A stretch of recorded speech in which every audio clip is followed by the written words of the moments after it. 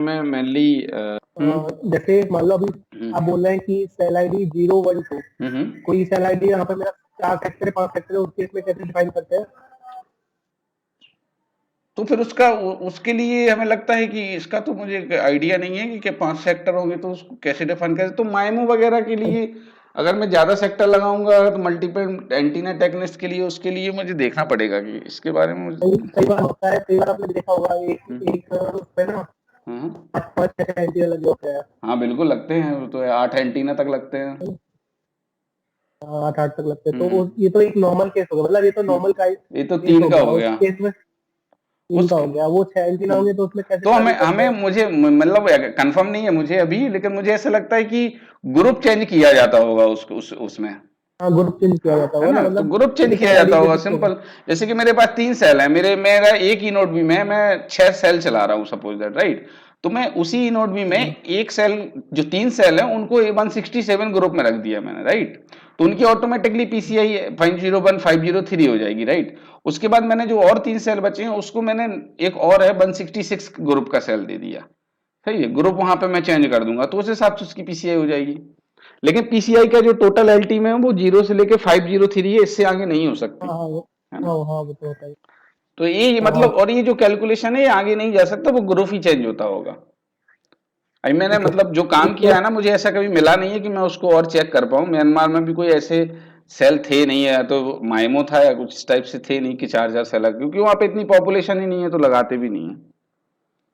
एक और अभी हम्म, मैंने हम्म, ये पूछा था, हम्म, पीसीआई हम्म, कंजन और एक पीसीआई कंफ्यूजन, हाँ में तो क्या डिफरेंस होता है? पीसीआई कंजेशन का मतलब है जैसे मोड 3 मोड 6 और मोड 30 पढ़ेंगे ना आप, तो उसी में क्लियर हो जाएगा कंजेशन का उसमें। अब मुझे कंजेशन का मतलब ये है कि जैसे कि आप जो पीसीआई प्लानिंग कर रहे हैं ना, तो पीसीआई प्लानिंग में अगर वहां पे मोड 3 है तो वो कंजेशन के लिए ऐसा कुछ है। और कंफ्यूजन के लिए कि मतलब 2 सेल की जो पीसीआई है वो सेम सेम रख दी है आमने सामने सेल की, है ना, तो वो कंफ्यूजन हो गया। इस टाइप से मैं वो बता दूंगा, है ना। ये मुझे अभी कंफर्म नहीं पता, बेसिकली पीसीआई प्लानिंग के बारे में मुझे इतनी जानकारी नहीं है ना।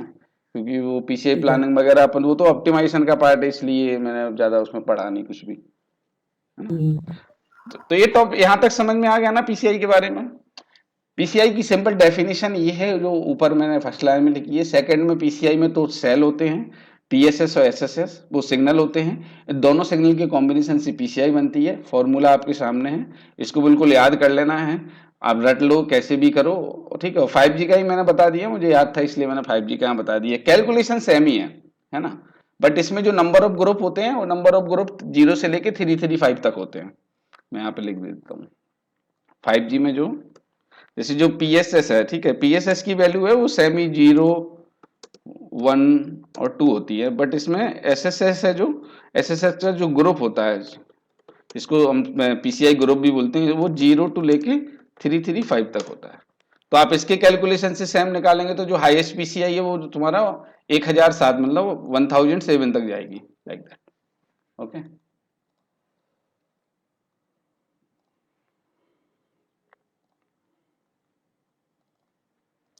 पीसीआई, अब हम बात करेंगे पीएसएस और एसएसएस के बारे में, है ना। PCI, PSS and SSS.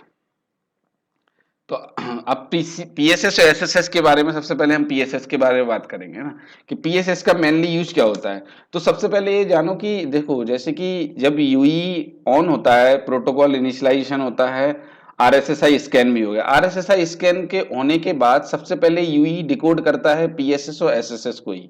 PSS SSS को डिकोड करने के बाद वो पीसीआई कैलकुलेशन उसको मिल जाता है कि जो मेरे पास आरएसएसआई पहले से मैंने कैलकुलेट करके रखी हुई है, उन सारी आरएसएसआई के अकॉर्डिंग पीसीआई वैल्यू क्या है, जो मेरे पास जो स्ट्रेंथ आ रही है नेटवर्क से सिग्नल की, उसकी हर सेल की ना स्ट्रेंथ की पीसीआई क्या है, मुझे पीसीआई पता चल जाती है। उसके बाद ही जैसे ही वो पीएसएस और एसएसएस को डिकोड करता है। तो पीएसएस किस किस लिए यूज होता है ना, सबसे पहले ये जानते हैं हम। तो पीएसएस, पहला जो पीएसएस का मेन पॉइंट है, ये जो फ्रिक्वेंसी रहती है, जो कैरियर फ्रिक्वेंसी है, डिटेक्शन ऑफ कैरियर फ्रिक्वेंसी, है ना। सबसे पहला ये है। कैरियर फ्रिक्वेंसी डिटेक्शन का मतलब ये हो गया कि आपका जो फ्रेम है पूरा, या फिर जो भी उस सेल की जो फ्रिक्वेंसी है, कितने मेगाहर्ट्ज पे चल रहा है, जो हमने बोला जैसे 18 मेगाहर्ट्ज पे चलता है तो वो 18.05 मेगाहर्ट्ज, वो जो फ्रिक्वेंसी सेंटर फ्रिक्वेंसी भी होती है, वो फ्रिक्वेंसी को डिटेक्ट करता है ना। Detection of HCS symbol, CL symbol, set channel जो होता है, एससीएच का मतलब है सेट चैनल। तो जो सिंबल्स हैं सेट चैनल में, जो सिंबल्स है जैसे एफडीएमई सिंबल सिंबल वगैरह है, तो एससीएल सिंबल्स है ना, उनकी टाइमिंग को यहाँ पे टाइमिंग भी लिख सकते हो। उनकी टाइमिंग क्या है, जो एससीएस सिंबल है मतलब उसके अंदर सीपी वगैरह कौन सा यूज हो रहा है, नॉर्मल सीपी है, साइक्लिक सीपी कॉन्फ़िगरेशन है, वैसे एसएसएस में पता चलती है, मतलब टाइमिंग पता चल जाती है कितनी टाइमिंग है। जैसे 10 एमएस है तो पूरी सिंबल्स है जो फ्रेम है उसकी टाइमिंग पता चल जाएगी, है ना इसमें। अब इसमें एक पॉइंट और है कि अभी मैं जो फ्रेम स्ट्रक्चर पढ़ाऊंगा, एक क्वेश्चन बहुत बार बार पूछा जाता है कि पीएसएस और SSS frame frame LT frame और टीडीडी फ्रेम हो, एफडीडी फ्रेम हो, किस सब फ्रेम में होते हैं, कौन से सब फ्रेम में लोकेटेड होते हैं। तो पीएसएस है, पीएसएस जो होता है वो उसका सब फ्रेम नंबर है सब फ्रेम 0 एंड 5, है ना। ये बहुत इंपॉर्टेंट है, इसको मैं हाईलाइट कर देता हूँ, है ना। इसको बिल्कुल एकदम याद कर लेना है कि कौन से फ्रेम में, मतलब जो फ्रेम स्ट्रक्चर होता है एफडीडी का या टीडीडी का, तो उसमें कौन से फ्रेम में यूई को पता चलता है, जब वो डिकोड करेगा फ्रिक्वेंसी को, फ्रेम फ्रेम पता चलेगा उसको कि 10 एमएस का फ्रेम है, तो उस फ्रेम से पीएसएस की वैल्यू कौन से सब फ्रेम में रहती है, तो वो 0 एंड 5 में रहती है ना, इन एवरी सब फ्रेम में। और ओएफडीएम सिंबल कौन सा रहता है, तो यहाँ पे ओएफडीएम सिंबल भी लिख देता हूं मैं। आई फ्रेम स्ट्रक्चर पढ़ाऊंगा तो क्लियर हो जाएगा। ओएफडीएम सिंबल OFDS ये 5 and 6 होता है आई थिंक। 5.6 5 6 है, और 6। 546 ओएफडीएम में सिंबल 6 होता है इसमें, 6 यस 6 6। होता है। 5 पॉइंट और कुछ भी नहीं होता है, पॉइंट का तो कोई यहाँ पे नहीं कैलकुलेशन। पॉइंट नहीं सर, हम्म। मैपिंग का बोल रहा था सर कि अच्छा जैसे अच्छा। कि 0 to 6 होता है तो PSS 6 में होता है हाँ हाँ बिल्कुल, और राइट राइट SSS राइट। 5 में होता है। ठीक है, और पीएसएस का क्यों, PSS used to slot synchronization. Slot synchronization इसलिए, वही फ्रेम जो कैरियर फ्रिक्वेंसी है, सिंबल टाइमिंग है, तो स्लॉट्स होते हैं ना, जो स्लॉट नहीं होते 0 0 1 2 3 करके ऐसे 20 स्लॉट्स होते हैं पूरे, है ना। उसी 20 स्लॉट्स के अंदर वो एफडीए में सिंबल अवेलेबल रहते हैं। अब ये समझ में आ जाएगा, मैं स्ट्रक्चर पढ़ाऊंगा ना एलटी का, उसमें समझ में आ जाएगा, है ना। तो ये मेनली होता है। सेल आईडी का भी लिख सकते हैं कि मतलब क्या होती है, पीएसएस की वैल्यू है तो पीएसएस की वैल्यू 0 1 और 2, ये भी लिख सकते हैं, है ना। तो ये मेनली काम होता है। अब इस पीएसएस के बारे में और कोई क्वेश्चन हो तो बताओ, फिर हम एसएसएस के बारे में। तो यही पढ़ना है, ये कोई मतलब इसके अलावा और कुछ नहीं है कि आप सोचो कि और क्या है। पीसीआई का कैलकुलेशन, उसके अंदर जो सिग्नल होते हैं वो क्या काम करते हैं, उनकी वैल्यू कितनी होती है, और पीसीआई का कैलकुलेशन, इतना हमें जानना जरूरी है। और ये फिजिकल लेयर का पार्ट है, याद रखना। अब ये पीसीआई तो मतलब फिजिकल सेल आइडेंटिटी, मतलब तो फिजिकल लेयर का ही पार्ट होगा, है ना। तो ये कभी क्वेश्चन पूछते हैं घुमा के कि पीसीआई कहाँ अवेलेबल रहती है, क्या है, तो पीसीआई बोल, आप फिजिकल लेयर बोल सकते हो। कोई क्वेश्चन है यहाँ पे, है ना। तो एक और लाइन अगर यहाँ पे लिखना चाहे, लेकिन वो तो सेम ही है, it's provide identification of cell, है ना, आइडेंटिफिकेशन ऑफ सेल। ये लाइन भी ये क्या हो रहा है, जस्ट अ मिनट।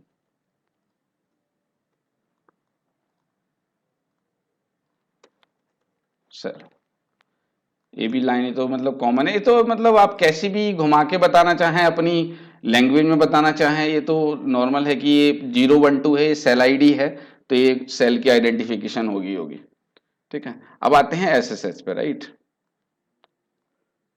एसएसएस, तो एसएसएस में सबसे पहले तो ये है कि ये क्या करता है, मतलब क्या ये स्लॉट सिंक्रोनाइजेशन था पीएसएस, तो ये होता है आपका फ्रेम सिंक्रोनाइजेशन।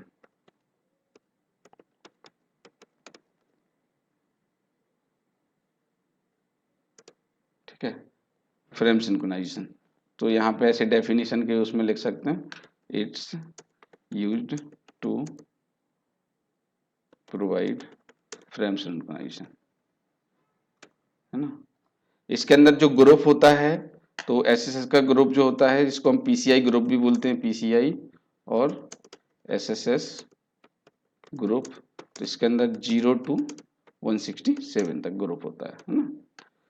उसके बाद और क्या करता है इसमें, अब इसमें थोड़ा सा एक चीज और भी है कि सपोज दैट कि किसी साइड में माइमो चल रहा है, माइमो कॉन्फ़िगर है, तो माइमो की जो इंफॉर्मेशन होगी वो कहाँ से पता चलेगी, तो यहाँ पे ये भी बोल सकते, यहाँ भी ये भी है डिटेक्शन ऑफ माइमो। अगर किसी से साइड में माइमो है, 4x4 का माइमो चल रहा है या फिर 4x6 का चल रहा है, 8x8 का चल रहा है, तो ये माइमो कॉन्फ़िगरेशन को बताता है ना। उसके बाद ये मेन इंपोर्टेंट है साइक्लिक प्रीफिक्स, सीपी बोलते हैं जिसको, ये बहुत ही इंपोर्टेंट है साइक्लिक प्रीफिक्स। साइक्लिक प्रीफिक्स को अलग से पढ़ाऊंगा मैं, ये बेसिकली इंटर सिंबल इंटरफेरेंस को रिड्यूस करता है ना, आईएसआई को। सो साइक्लिक प्रीफिक्स कौन सा यूज हो रहा है, साइक्लिक प्रीफिक्स में क्या होता है, दो टाइप की साइक्लिक प्रीफिक्स होती है, एक नॉर्मल एंड एक्सटेंडेड। तो जो नॉर्मल साइक्लिक प्रीफिक्स होती है, मैं नीचे लिख देता हूँ, नॉर्मल साइक्लिक प्रीफिक्स होती है उसमें 6 बिट पर सिंबल होते हैं, ठीक है, एंड एक्सटेंडेड में 7 बिट पर सिंबल होते हैं, सिंपल है ना, ए पे होता है, और डिटेल से पढ़ा दूंगा मैं उसको, ठीक है। उसके बाद इसके अलावा और detection of radio frame timing, radio frame, ये तो मैं ऊपर ही लिख चुका हूं वैसे भी, मतलब रेडियो फ्रेम की टाइमिंग क्या है, जैसे कि 10 ms का फ्रेम है, 10 ms फ्रेम, है ना, इस टाइप से। ये एसएसएस में ही पता चलता है, यूवी को जब वो एसएसएस को डिकोड कर लेता है उसमें ही पता चलता है। अब इसमें सब फ्रेम कहाँ, कौन से सब फ्रेम में रहता है, तो एसएसएस भी उसी में, बस इसका जो सिंबल है वो change, SSS is located in every सब फ्रेम 0 and 5, बट OFDA में सिंबल है, बट OFDA में सिंबल विल बी 5, है ना। तो ये चीजें हमें बहुत इंपॉर्टेंट हैं, ये डिफरेंस, और मतलब डिफरेंस क्या, दोनों में डिफरेंस कोई नहीं पूछेगा कि डिफरेंस क्या है, बट ये पूछेगा कि क्या होते हैं, कहाँ अवेलेबल रहते हैं, इस टाइप से। सौरभ, और कोई क्वेश्चन है तुम्हारा इससे रिगार्डिंग? रवि? हाँ, मेरा एक क्वेश्चन है बताओ। कि जब हम स्विच ऑन करते हैं तो यूई डिसाइड कैसे करता है कि उसको किस बैंड पे लैच होना है? देखो, सबसे पहले यूई की एक कैपेबिलिटी रहती है कि मुझे इतनी आरएसएसआई स्कैन करनी है, तो वो क्या करता है, जैसे मैंने एक यूई में डाल दिया कि ये 8 से मैक्स 8 सेल का मेजरमेंट कर सकता है सबसे पहले, ठीक है। तो सबसे पहले 8 में से जो 8 का कर सकता है, तो अगर उसके पास 12 आ रहा, सपोज दैट 15 सेल का सिग्नल्स आ रहा है, आरएसएसआई मिल रही है यूई को, तो उसमें से 15 में से टॉप मोस्ट जो अच्छे आरएसएसआई वाले होंगे उनको कैलकुलेट करके एक टेबल बना लेगा प्रोटोकॉल स्टैक के अंदर, राइट। उस प्रोटोकॉल स्टैक के अंदर जो जितनी उसको आरएसएसआई मिल रही हैं उन सब का वो पीएसएस और एसएसएस डिकोड कर लेगा, ठीक है, उनकी पीसीआई कैलकुलेट करके रख लेगा, राइट। तो उसमें जो आरएसएसआई बैंड की आ रही हैं, तो वो जैसे कि मैं सपोज मैं 3 की एग्जांपल ले लेता हूं, मेरे पास जो यूई है वो दो आरएसएसआई को स्कैन कर सकता है, 3 को कर सकता है, ठीक है, सॉरी 2 को कर सकता है, बट 3 मिल रही है मुझे, राइट। तो मैंने जो सबसे अच्छी आरएसएसआई वाला होगा वो मैंने करके रख लिया, एक बैंड 1800 का है, एक बैंड 900 का है, राइट। दोनों का पीसीआई मैंने कैलकुलेशन करके रख लिया, ये तो कैलकुलेशन करके रख लेता है। अब जब पीसीआई कैलकुलेट करके रखने के बाद जब एमआई भी डिकोड करता है, फिर वो यू सिम जाता है, जब मैं कॉल फ्लो में पढ़ाऊंगा, यू सिम की कॉन्फ़िगरेशन के अकॉर्डिंग, जो आपकी सिम है उस सिम की कॉन्फ़िगरेशन के अकॉर्डिंग वो उसी कैंडिडेट पे लैच होगा जो आपका बैंड सपोर्ट, जो आपका सिम होगा उस सिम के अकॉर्डिंग जो ऑपरेटर ने डिफाइन किया होगा उसमें एमसीसी एमएनसी के अकॉर्डिंग उसी पे लैच होगा जो उसको बैंड मिल रहा होगा। जैसे एयरटेल की सिम चला रहा हूं तो L1800 चल रहा है प्रायोरिटी में, तो मैं उस पे लैच होऊंगा ऑटोमेटिकली। तो यू सिम की कॉन्फ़िगरेशन के अकॉर्डिंग होता है। क्योंकि टेबल तो वो बना के बहुत सारे उसकी रख लेता है, सारे बेंड करता है। अब जो सिम का कोई वो नहीं है, सारे बेंड करके रख लेगा, लेकिन पीसीआई भी सारे बेंड की करके रख लेगा, लेकिन लैच उसी पे होगा जिसकी यू सिम की जो कॉन्फ़िगरेशन होगी। एयरटेल की सिम ही होगी तो सबसे पहले वो सर्च करेगा कि इसमें एयरटेल का कवरेज कौन सा है, अगर उसमें नहीं मिला तो इमरजेंसी मोड में चला जाएगा मोबाइल, इस टाइप से। चला जाएगा। जैसे जैसे मान लो एक मेरा एंटीना है, ठीक है, वो मेरा एफडीडी सपोर्ट है, मतलब 1800, 900, 2500, 2300 सारा सपोर्ट करता है, ठीक है। पीसीआई भी इसका सेम ही होता है, क्योंकि वो पीसीआई में कुछ कंफ्यूजन ना हो, सेम ही रखते हैं। मान लो मेरा पीसीआई 012 है, तो वो ये तीनों चारों प्रकार सपोर्ट कर रहा है एक एंटीना। उस केस में कैसे कैसे डिसाइड करेगा उसे किस पे जाना तो है? वो तो इनोड बी में या नेटवर्क में डिफाइन होता है ना। सी जैसे मेरे पास एक सेल में 3 बैंड चल रहे हैं सपोज दैट, बट मैंने जो प्रायोरिटी है वो L1800 की प्रायोरिटी सेट कर रखी है कि सबसे पहले यूई आएगा तो वो L1800 पे लैच होगा। उसके बाद जब वो सेल जब कवरेज मतलब मैंने बोल दिया कि -105 के कवरेज के बाद L2100 पे जाएगा, राइट। तो प्रायोरिटी के अकॉर्डिंग इनोड बी में या नेटवर्क में सेट की जाती है कि जैसे हाईवेज है, हाईवेज में क्या होता है कि मैं 2 बैंड चला रहा हूं, तो मैं क्या हुआ एक बैंड का कवरेज मैंने -114 रख दिया, जब तक 114 पे रहेगा यूई डीबीएम में तब तक वो दूसरे बैंड पे नहीं जाएगा, उसके बाद वो दूसरे बैंड पे जाएगा। तो इस तरीके से प्रायोरिटी तो इनोड बी में सेट की जाती है ना आपकी। मतलब पीएसएस में कुछ नहीं करता है, तो केवल वो सिंक्रोनाइज कराता हाँ है, पीसीआई में बिल्कुल काम बिल्कुल। करता है। देखो पीसीआई एक सेल की आइडेंटिटी है। अब जैसे एफडीडी और टीडीडी भी चल रहा है अलग अलग, तो मे भी ज्यादातर क्या होता है पीसीआई सेम ही रखी जाती है, उसमें कोई कंफ्यूजन नहीं कर कॉलिजन नहीं होता है। पीसीआई कॉलिजन जो बोलते हैं ना शायद नहीं होता, क्योंकि मैंने देखा है ऐसा L2100 अगर 1800 दोनों एक सही हाइट पे चल रहे हैं तो दोनों बैंड के लिए भी आप सेम पीसीआई रख सकते हैं, बस उसको जो ERFC है ना वो डिफरेंट मिल जाएगा। उसमें नहीं होता, उसमें सेम ही रखते हैं, उसमें तो हाँ कभी सर, एआरएफसीएम डिफरेंट होता है, हाँ हाँ पीसीआई सेम पीसीआई रहता है। सेम रहती है, वही मैं बोल रहा हूँ। तो इनोड बी के अकॉर्डिंग मतलब मैंने इनोड में सेट कर दिया कि L1800 में सबसे पहले होगा लैच, राइट। तो L1800 में अगर L1800 का थ्रेशोल्ड पार कर गया, वो जो हैंडओवर का थ्रेशोल्ड L1800 और L2100 के बीच में रखो, जिसको हम इंटर फ्रिक्वेंसी बैंड हैंडओवर बोलते हैं ना, तो इंटर फ्रिक्वेंसी हैंडओवर में अगर ऐसा मीट कर गया वो, तो वो उस पर चला जाएगा, सिंपल ठीक है ना।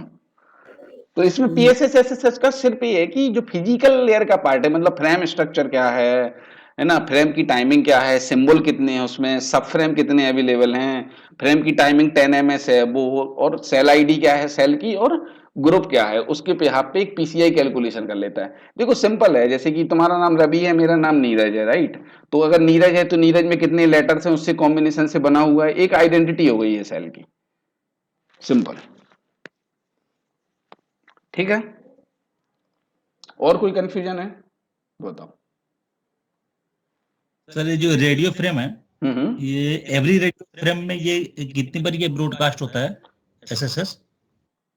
कितनी आई बार थिंक 2 बार ब्रॉडकास्ट होता है नहीं क्या? होता है, ये ब्रॉडकास्ट नहीं होता, वो ऑटोमेटिक आई थिंक ब्रॉडकास्ट नहीं होता है, ये तो ऑटोमेटिकली क्या होता है ना, डिकोड करता है, जो आरएसएसआई स्कैन करके रख लेता है ना उसके बिहाफ पे ही ये डिकोड करता है। ब्रॉडकास्ट शायद आई थिंक नहीं होता, ब्रॉडकास्ट होता है आपका एमआईबी और एसआईबी, और वो भी एसआईबी बन होता है ब्रॉडकास्ट, उसके बिहाफ पे जो जरूरत पड़ती है उसके हिसाब से फिर एसआईबी डिकोड करते हैं। एसआईबी मैं भी पढ़ाऊंगा अभी, है ना।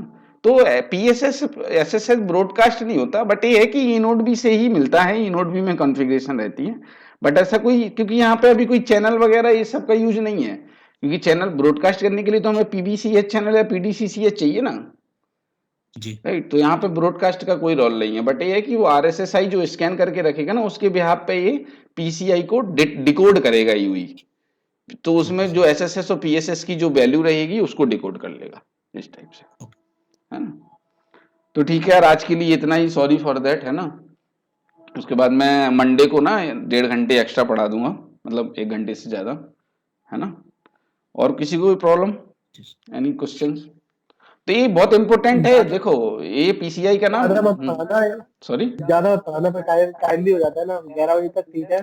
नहीं तो मैं क्लास की टाइमिंग चेंज कर दूंगा, अभी मुझे थोड़ा सा यहाँ पे दिक्कतें हैं ना, मतलब बहुत सारे काम रहते हैं, जीजा जी मेरे जॉब पर भी जाते हैं, उनकी तो बैंक की जॉब है तो उनको तो वर्क फ्रॉम होम का कोई वो ही नहीं है ना, तो उनको थोड़ा सा इसलिए मैं यहाँ पे आया था, है ना। पढ़ा देंगे, कोई प्रॉब्लम नहीं है। और पीपीटी में सब कुछ लिखा हुआ है, अगर आपको मतलब जैसे मैं सारी थ्योरी नहीं बता सकता ना, मतलब मैं तो वही चीजें समझा सकता हूँ जो टेक्निकली है वो। तो मेरे पास पीपीटीज हैं बनी हुई सारी, तो वो मैं भेज दूंगा, उसी ग्रुप उसी में डालूंगा मैं टॉपिक वाइज, राइट। जो मैं क्लास लूंगा ना उसी में आपको वो पीपीटी टॉपिक वाइज मिलेगी। जैसे रेडियो पैरामीटर्स है तो मैं उसकी पीपीटी शेयर कर दूंगा। उसके बाद जैसे फ्रेम स्ट्रक्चर पढ़ाऊंगा उसकी, कॉल फ्लो की बहुत बड़ी पीपीटी है, उसको कॉल फ्लो में कम से कम 3-4 बार पढ़ाऊंगा, है ना। कॉल फ्लो जिसने रट लिया मतलब समझ लो बहुत बढ़िया वही है, है ना। वही बड़ा मुद्दा है, वही कॉल फ्लो बोलना के है। अंदर ही सब कुछ है, क्योंकि शुरुआत से देखो मेन तो यूई का वही है ना, डेटा चलना और सब, बाकी सब तो डिफरेंट चीज है। तो वो कॉल जो फ्लो अटैच, है वो उसी में ही सब कुछ आ जाएगा। ठीक है, चलो, ओके, थैंक यू एवरीवन। मैं इसको ना अपलोड कर दूंगा, आप लोग चेक कर लेना, है ना। कल क्लास होगा सर? कल नहीं होगा यार क्लास में, इसमें थोड़ा सा काम है और बहुत सारी चीजें हैं ना, तो मंडे को क्लास करूंगा फिर मैं। हेलो, या वॉइस ब्रेक हो रही है। हाँ रवीश, कल क्लास नहीं होगी ना कल सर? कल नहीं, मंडे टू फ्राइडे ही रहेगी क्लास ना, है ना। ओके मैं सर। मंडे को चलिए ना ठीक है। थोड़ा सा ज्यादा पढ़ा दूंगा, तो कोई प्रॉब्लम नहीं है। तुम लोग भी एंजॉय किया करो, मतलब मंडे मतलब पूरा हफ्ते में क्या कर रहे हो, पढ़ाई करना तो, है ना। मेरी पीपीटी उसी ग्रुप में उसमें जी ड्राइव पे डाल दूंगा, तो देखना अभी जो पढ़ाया है उसको रिवाइज करना, है ना। ठीक है, ठीक है sir, okay, thank you sir. Thank you sir, मत बोलो यार, नीरज बोला करो यार। Thank you sir. Okay, thank you everyone. Okay, thank you, okay.